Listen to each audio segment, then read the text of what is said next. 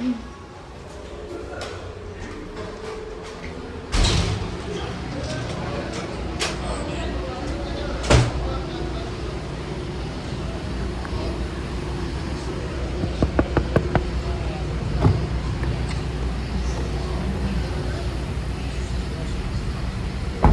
everyone, welcome back to my channel.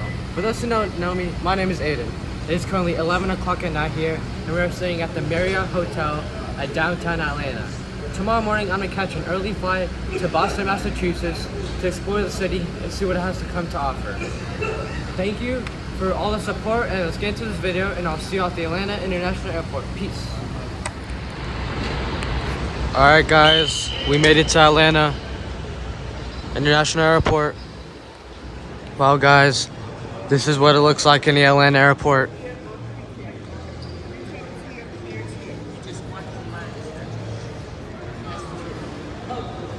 This train is departing. The next stop is Concourse A. A is in Atlanta. You need it? ATL's got it. No matter your preference, we have something for you. A layover presents an opportunity to shop, not and explore. We're thrilled you're here, and we hope to see you again.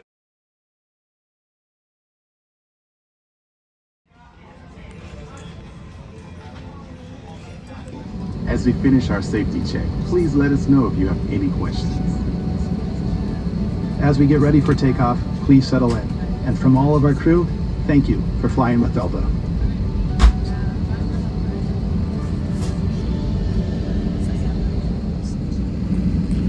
Alright guys, we're about to take off.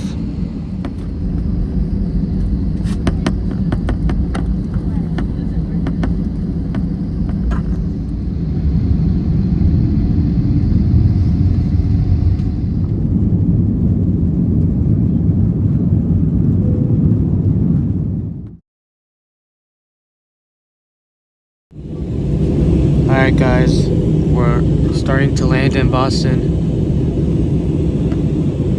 We're getting closer to the ground.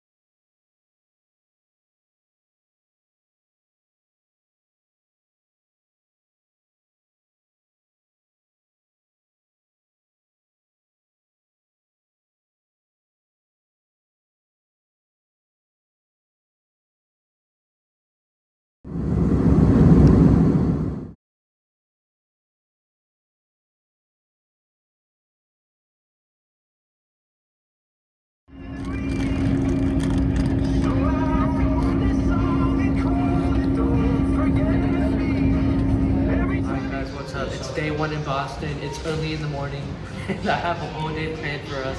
So without further ado, let's get into this video. Let's go.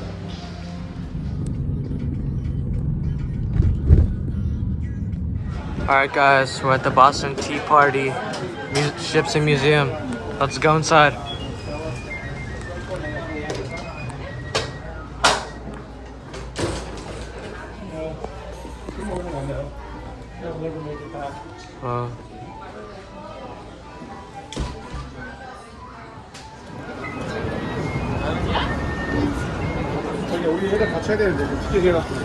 Welcome to Old South Meeting House. Now, this is the only building large enough here in Boston to accommodate all 5,000 of us crammed in here today. Right, I'm getting ahead of myself to apologise. So, right now, we're awaiting the return of a man by the name of Francis. How are you two doing? It's one of those rectangles. That's fun. How are you two doing today? Good, good. Marvelous. Where are you travelling from? Yeah, Georgia. All right. Did you come by horse or by carriage? Cabbage. Oh yes, you're wealthy then. I can't afford one of those. Do you happen to know what tarring and feathering is? No. That's probably for the best, but I'll explain to you anyway.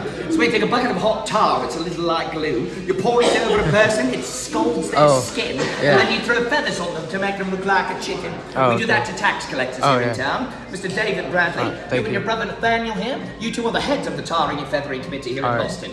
This is supposed to be a peaceful protest, but I'll call on you if we need your services, patriots. Alright. I do see this. Marvelous. Alright, guys. I have a speech. You never can trust a roach, and I've never led 5,000 of you over at the North End Caucus before, but really, I'm going to need you all to settle down, but I can barely hear myself think over the roar of this loud, angry mob. Alright, so we're a middling, frustrated mob, but we'll work on it, friends. In the meantime, a brief message on your safety for a man who did not heed these words and now finds himself trapped up in the ceiling. Sir? Ladies and gentlemen, and patriots from around the world, on behalf of the cast and crew, Historic Tours of America welcomes you to the Boston Tea Party Ships and Museum. Due to the unique nature of this attraction, there is some important safety information of which you should be aware. Please take note of the exit doors around you. In the event of an emergency, the door you just used to enter this assembly room leads back to Congress Street. Once you leave this room, you will be on a floating nautical environment. Please watch your step and use the handrails when boarding ships and using gangways. Should there be an emergency during your visit to the barge or ships, follow the gangways back to this building and use the exit doors provided. There will be staff members on hand to assist you. Please silence all cell phones and electronic devices that may disrupt anyone's enjoyment of the experience. The use of cameras is permitted in this room, on the ships and open-air decks, but not in the museum below. Please stay with your Boston Tea Party host throughout your experience, and be aware that you are no longer on dry land. The only thing we wish to dump in the harbor today is the tea. Wait, what? No, we're going to send the tea back. We're going to dump it. Let's get ahead of ourselves. In a rendezvous with history. Well, good day, ladies, gentlemen, friends, and patriots, and welcome here to Old South Meeting House on this cold, dark, dreary, and rainy evening, yes, of December 16th, 1773.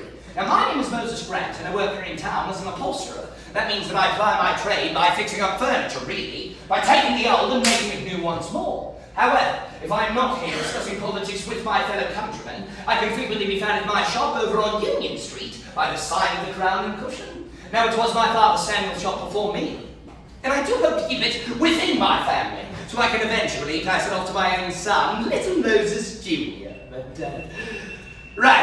do forgive me, for we didn't come here today to discuss my family's business ventures after all, no. In fact, we do gather here for the 19th day in a row to discuss the duties imposed on us by our mother country, and to hopefully set a precedent for future generations. Now, whether it be through words or less diplomatic means, I do intend to take a stand against this here tyranny. I was 22 at the time of the Stamp Act riots, but even I remember the ferocity with which us Bostonians, but we made our opinions heard. I remember my own feelings of anger towards the King, Parliament, and our Governor, as we have faced more and more mounting injustices. Now, after the arrival of this tea ship Dartmouth on November 28th, and after attending a meeting that was called to assemble the very next day, I, along with 24 of my fellow countrymen, many of which I see seated here today, we all volunteered to stand guard to prevent the offloading of that tea. Now, for some of those 18 days, I was standing in the company of men I felt were changing this country for the better. In the event of an emergency, the door you just used to enter this assembly room leads Bring behind your head, punch all the heavens, and loudly cry, huzzah! Huzzah! All right, I sense some hesitancy, so we'll try my hip hip now, yes? Hip hip, huzzah! Hip hip, huzzah! Hip hip, we got the hang of it! Now, this being a meeting about politics and taxes, you're also going to hear things that you disagree with. So in these events, you can boo. Boo! Yeah, Boston never needs help with that one. You can also hiss.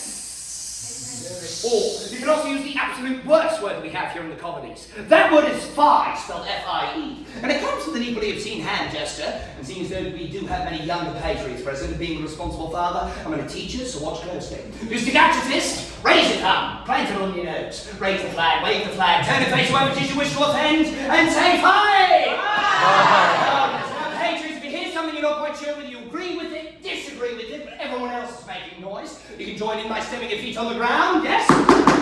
Very good.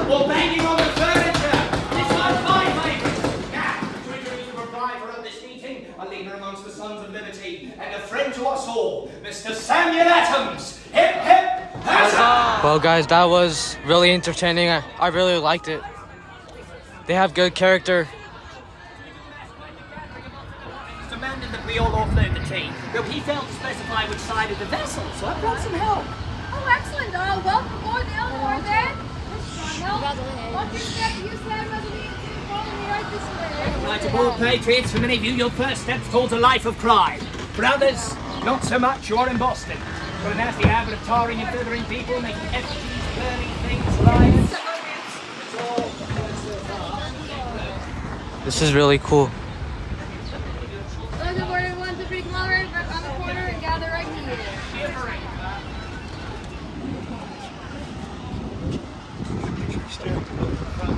Who is on board? There are 8 to 10 sailors on a vessel this size, plus the captain and first mate. However, they've been at sea for between 4 and 8 weeks there and 4 and 8 weeks back again. And we are 50 angry men with hatchets, so they make a deal with us. They say, we won't fight you. We're having a really long week. Oh, that way there. We'll just stay in our quarters, and you promise to not touch anything else or burn down the ship, and we'll let you do what you have to do, and then we can all go home. Works really well, both sides. Excellent. Okay. Excuse me. Wow.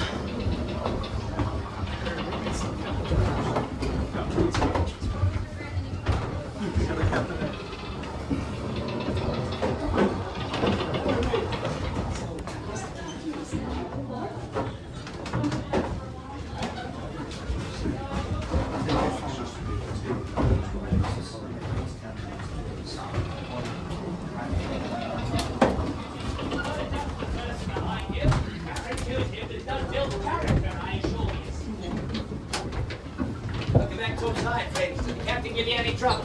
No. Good, he's a bit of a dummy.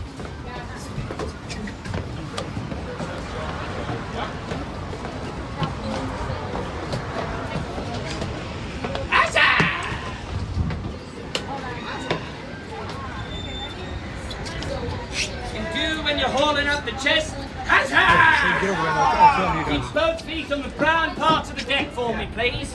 We only want the tea going over tonight. I'm wearing far too many layers to go in after you. I will sink like a stone.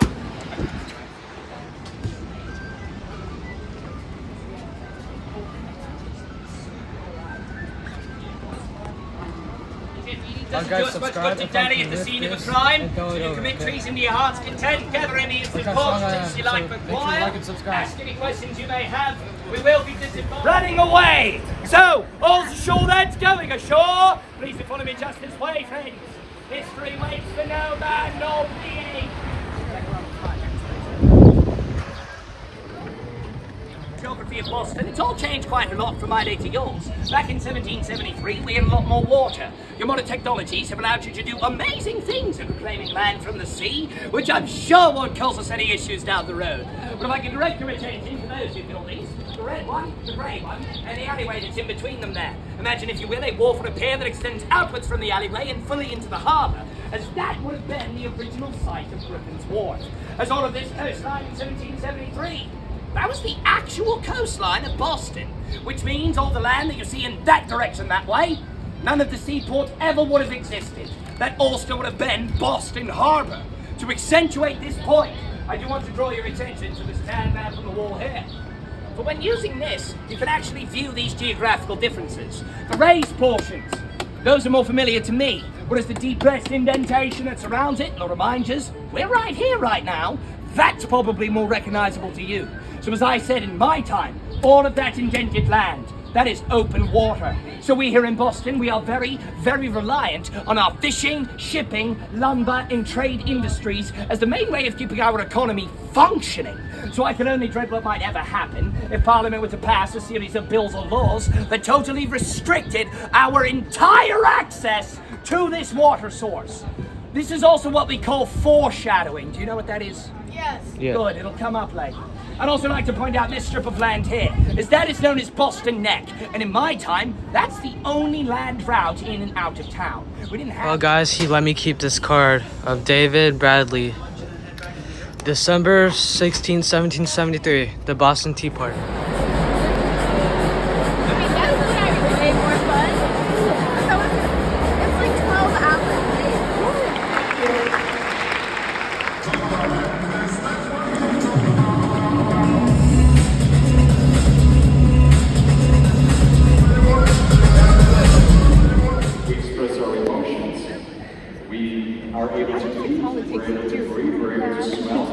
taste, and very often He was awarded the Nobel Prize in Physiology or Medicine for his work in finding ways to manipulate the mammalian genome by changing mammals' genes.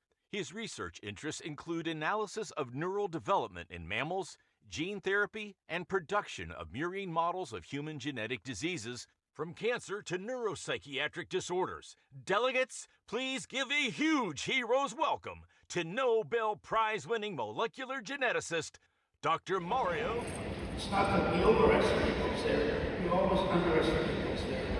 Let your imagination flow. Take advantage of it. Do the best you can. And I'm sure then you will do terrifically because you all have a gift. Take advantage of it. All right.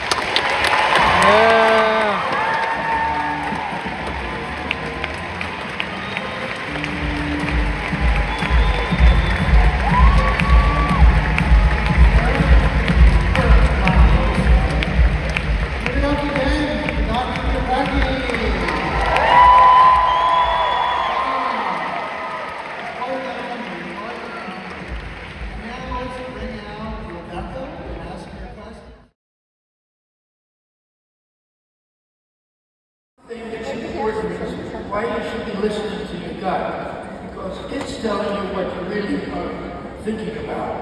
Okay? Don't think about what other people are telling you. Listen to your gut, and that'll tell you essentially what is really occupying you.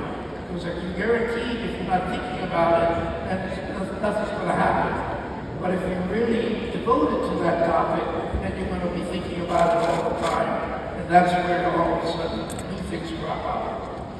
So listen to your gut.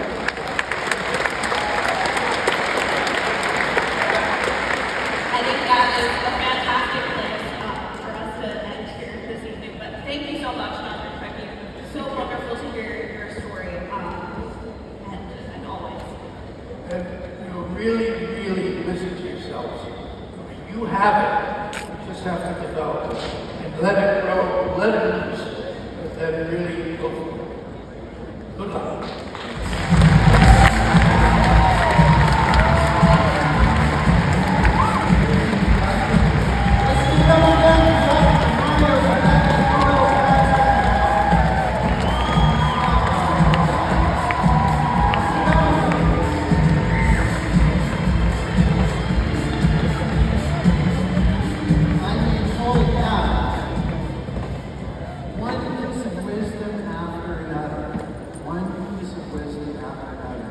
And you ask yourself, well, who am I going to believe? Well, I would submit to you, believing in a Nobel laureate is pretty safe.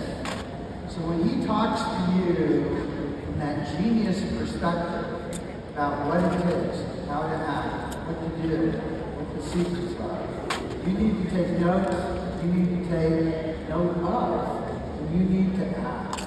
Because again, life is about who do I trust? Who do I trust?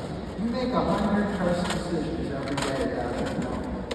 You open a can of Coke, you trust it isn't poison. You cross the street, you're trusting that no one is going to hit you. There's a part of your subconscious mind, part of your mind whose job it is to protect you, that is thinking about, can I trust that driver? Can I trust that can? Thinking about it subconsciously all the time. Who am I going to trust? Who can I trust?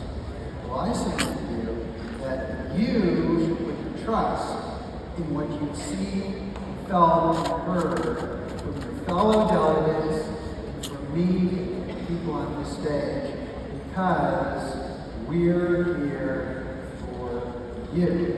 So give yourselves another huge round of applause.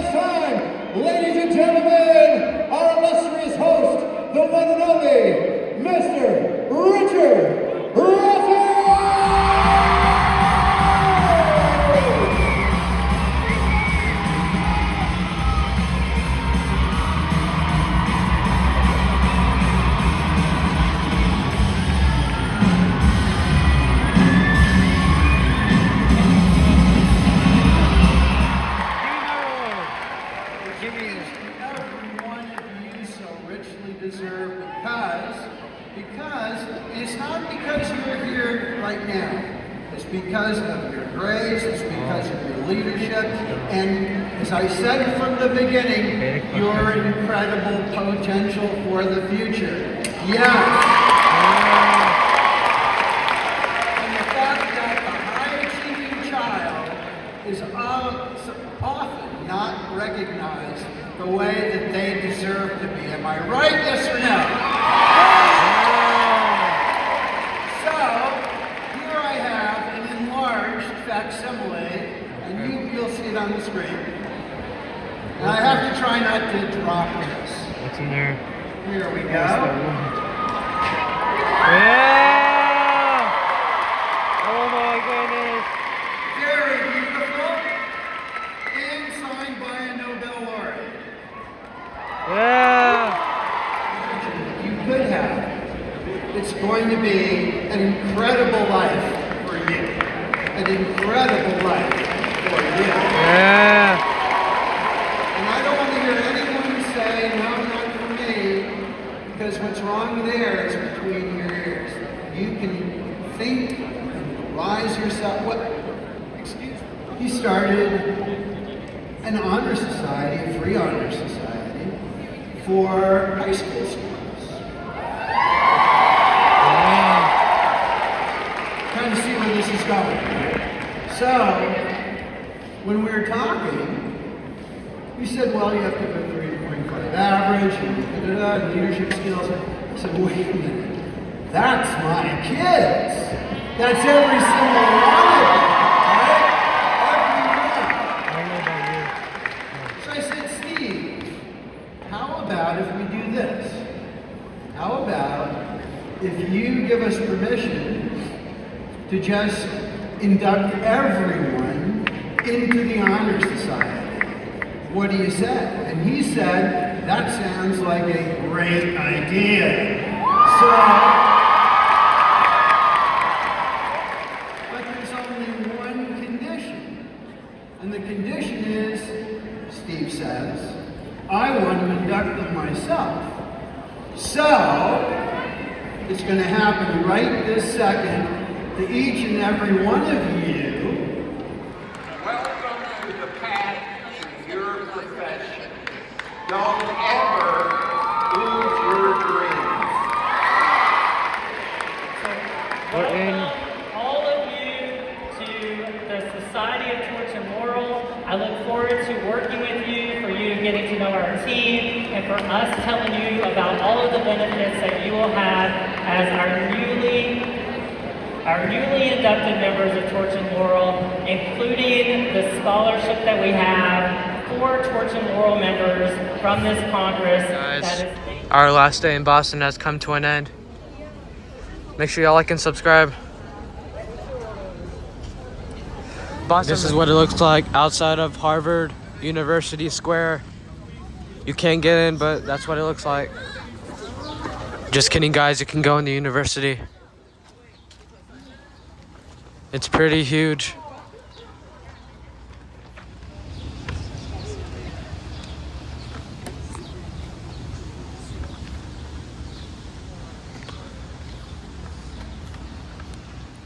Alright guys, this is what it looks like inside the Harvard store. They have lots of Harvard sweatshirts and mugs. And books. Harvard University. This store is like huge. Lots of souvenirs. Books.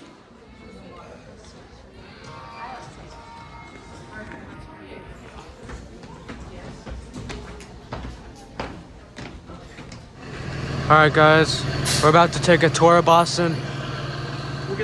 Alright guys, our bus has arrived. Now let's tour the city of Boston. Don't do it. Keep your arms and legs inside you. Don't fall out the window, especially the rear window. And finally, smoking and alcoholic beverages are strictly for the birds. On the left side of the trolley, we have the Boston Public Garden. This is the oldest botanical garden in the United States, founded in 1830. I got the library here. That is the Boston Public Library. That is the oldest free lending library in the United States, the only presidential library. And it's absolutely gorgeous inside. There's marble throughout the floors, the staircases, halfway up the staircase. We have 2 giant marble lions. We had lots of fun, but sadly it's over. Like and subscribe, and I'll see you on the next one. Peace.